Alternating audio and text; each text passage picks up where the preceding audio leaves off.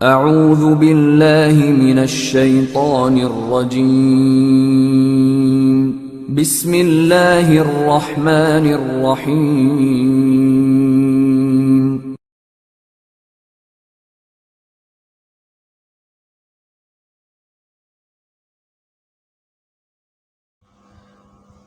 نحمده ونصلي ونسلم على رسوله الكريم اما بعد فاعوذ بالله من الشيطان الرجيم بسم الله الرحمن الرحيم. عزیز طلبہ، السلام علیکم ورحمۃ اللہ وبرکاتہ. میں آپ کا ٹیچر مفتی نوید قریشی اگلے لیکچر میں آپ کی خدمت میں حاضر. آج کا ہمارا لیکچر جیسا کہ پتہ ہے کہ کلاس 8 باب 2 جو کہ ایمانیات و عبادات پر مشتمل ہے. اب اس میں 2 جز ہیں، ایمانیات و عبادات. پچھلے لیکچر میں ہم نے ایمانیات سے متعلق عقیدہ آخرت پر گفتگو کی. پہلا لیکچر تھا ہمارا کلاس 8 کا. آج انشاءاللہ عبادات سے ہم اسٹارٹ لیں گے، اور اس کا پہلا جز ہے روزہ. اور روزے میں کیا ہے؟ روزے کی فضیلت اور اس کے معاشرتی اثرات. پیارے بچوں، روزہ اسلام کا چوتھا بنیادی رکن ہے، اور روزے کو عربی زبان میں صوم کہتے ہیں. لغت میں صوم کسی چیز سے رکنے یا کسی چیز کو چھوڑ دینے کا نام ہے، اور روزہ دار کو صائم کہتے ہیں کیونکہ وہ کھانے پینے اور عمل مباشرت سے خود کو روک لیتا ہے. عمل مباشرت آپ جانتے ہوں گے،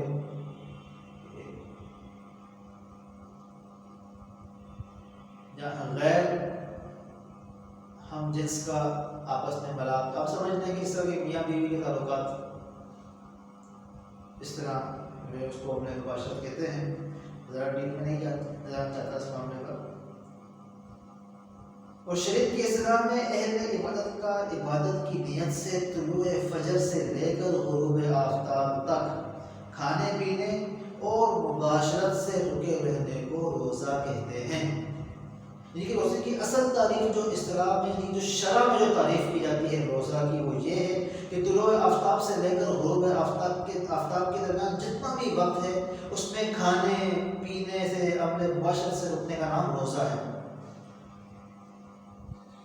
اور رمضان المبارک کے روزوں کی فرضیت قرآن و حدیث سے ثابت ہے. ہم کہتے ہیں کہ روزے فرض ہیں، تو یہ قرآن پاک سے ثابت ہے، نص قطعی سے ثابت ہے کہ رمضان کے مہینے کے روزے ہم پر فرض ہیں.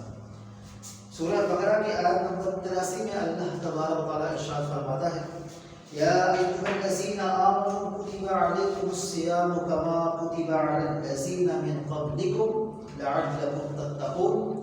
ترجمہ: اے ایمان والو، تم پر روزہ اسی طرح فرض کیا گیا ہے جس طرح تم سے پچھلی امتوں پر فرض کیا گیا تھا تاکہ تم پرہیزگار بن جاؤ. لیکن روزے کی اصلیت کیا ہے کہ روزے کا مقصد یہ ہے کہ روزہ رکھنے سے جو ہے انسان متقی اور پرہیزگار ہو جاتا ہے. یہ اس کی اصل وجہ ہے.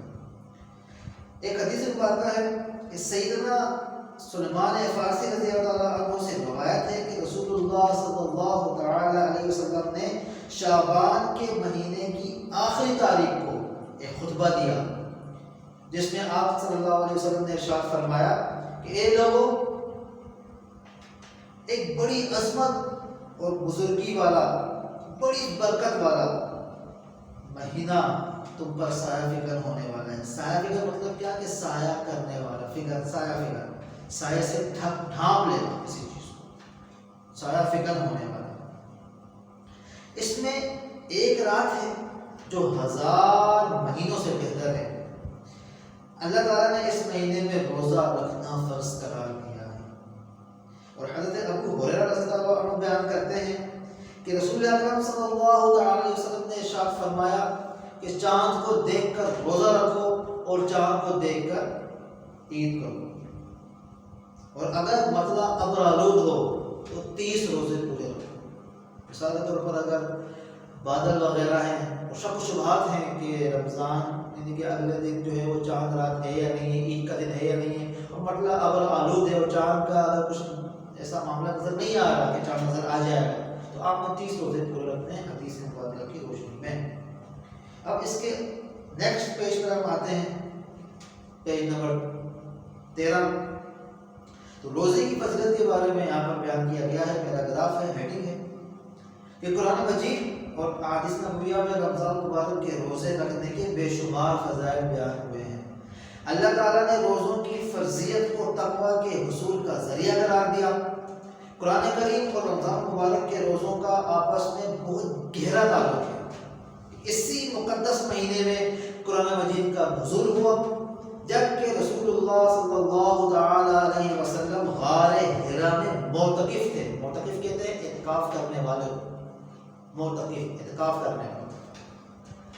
روزے اس عظیم نعمت کے ملنے پر شکرانے کا اظہار ہے۔ حضرت ابو ہریرہ رضی اللہ عنہ روایت کرتے ہیں کہ رسول اللہ صلی اللہ تعالی علیہ وسلم نے فرمایا کہ جب رمضان آتا ہے تو رحمت کے دروازے کھول دیے جاتے ہیں۔ یہاں رحمت سے مراد جنت ہے کہ جنت کے دروازے کھول دیے جاتے ہیں اور جہنم کے دروازے بند کر دیے جاتے ہیں اور شیاطین کو زنجیروں میں جکڑ دیا جاتا ہے۔ حدیث قدسی کا مفہوم ہے۔ تو پیارے بچوں، یہ حدیث قدسی ہم سنتے رہتے ہیں کہ بھئی حدیث قدسی، تو حدیث قدسی سے مراد وہ حدیث کہ جس کے الفاظ اللہ تبارک و تعالیٰ کی طرف سے ہوں اور زبان جو ہے وہ نبی کریم صلی اللہ علیہ وسلم کی ہو۔ مطلب کیا کہ بیان نبی پاک کر رہے ہوں اور الفاظ جو ہے وہ اللہ تبارک و تعالیٰ کے ہوں، تو اس حدیث کو حدیث قدسی کہا جاتا ہے۔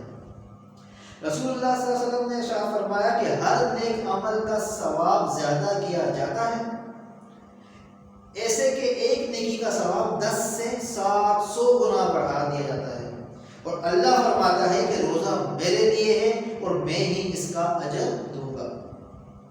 رمضان مبارک کے مہینے میں ہر نیک عمل کا ثواب 10 گنا سے بڑھا کر 70 گنا کر دیا جاتا ہے۔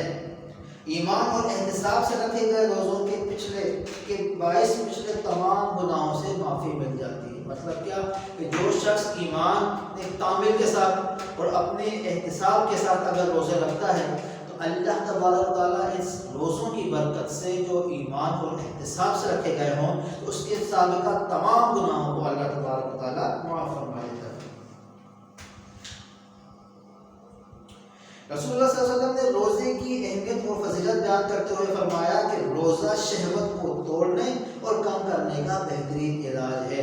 نفسانی خواہشات، وہ نفسانی خواہشات جو ہم شیطان کے بہکاوے میں آ کر گناہ کی طرف راغب ہو جاتے ہیں، تو یہ رمضان کے مہینے میں جو خاص طور پر جو روزے کا وقت ہوتا ہے یا روزے کے جو ایام ہوتے ہیں، تو اللہ تبارک و تعالیٰ اس روزے کی برکت سے انسان کے اندر جو نفسانی خواہشات ہوتے ہیں اس کو ختم کر دیتا ہے اور اس کو نفسانی خواہشات کی تکمیل سے اللہ تعالیٰ روک دیتا ہے۔ روزے کی بدولت انسان اپنے حیوانی خواہشات پر قابو پا لیتا ہے اور نیکی اور تقویٰ کا اختیار کرنے میں سہولت ہو جاتی ہے۔ مطلب کیا کہ اس پورے مہینے جو ہے انسان پھر گناہوں سے بچتا ہے، نیک اعمال کرتا ہے، تو پھر اس کی ایک تربیت ہو جاتی ہے نیک اعمال کرنے کی۔ روزہ اور قرآن مجید دونوں روزے آخرت میں بندے کے لیے شفاعت کریں گے۔ جو شخص خالصتاً اللہ تعالیٰ کا حکم مانتے ہوئے روزے کی مشقت برداشت کرتا ہے تو اللہ تعالیٰ اس کی افطاری کے وقت دعا کو قبول فرماتا ہے، اور جو وہ روزہ کھولنے سے پہلے کرتا ہے۔ ہمارے پاس ایک معمول ہے کہ ہم افطاری کے لیے بیٹھتے ہیں یا کچھ چند منٹ باقی رہتے ہیں تو ہم لوگ دعا کرتے ہیں۔ ہمارے بزرگ، ہمارے بچے، ہمارے جوان جب دسترخوان لگتا ہے افطاری کا کچھ لمحات پہلے جو ہے دعا کرتے ہیں۔ یہ ایک معمول چلتا ہوا آتا ہے، یہ ایک اچھا معمول ہے، لیکن اس کے بارے میں آیا کہ جو اس وقت شخص اللہ کی بارگاہ میں جو دعا کرتا ہے تو اللہ تبارک و تعالیٰ رمضان اور روزے کی برکت سے اس کی دعا کو قبول فرما لیتا ہے۔ روزہ دار شخص گناہوں، نفس اور شیطان کے حملوں سے محفوظ ہو جاتا ہے اور اخلاق رذیلہ، وہ عادتیں ہیں جو گندی عادتیں ہوتی ہیں، جو گناہوں کی طرف لے جانے والی ہوتی ہیں، جن عادتوں کو دیکھ کر کوئی دوسرا شخص اس کی تعریف نہیں کرتا بلکہ اس کو برا بھلا کہتا ہے، تو اسے کہتے ہیں اخلاق رذیلہ۔ مثلا غیبت، بد نظری، بہتان، چغلی، جھوٹ، بے ایمانی اور وعدہ خلافی وغیرہ سے بچنے کی بھرپور کوشش کرتا ہے۔ اس طرح سے انسانی نفس کا تزکیہ ہو جاتا ہے، مطلب کہ انسانی نفس جو ہے گناہوں سے پاک ہو جاتا ہے۔ رمضان مبارک کا پہلا عشرہ عشرہ رحمت، دوسرا عشرہ عشرہ مغفرت اور تیسرا عشرہ عشرہ نجات یعنی کہ جہنم سے نجات کا عشرہ کہلاتا ہے۔ گویا کہ اس پورے ماہ کے روزے رکھنے سے ایک انسان اچھی طرح گناہوں سے پاک ہو جاتا ہے اور نیکی کرنے کا عادی بن جاتا ہے۔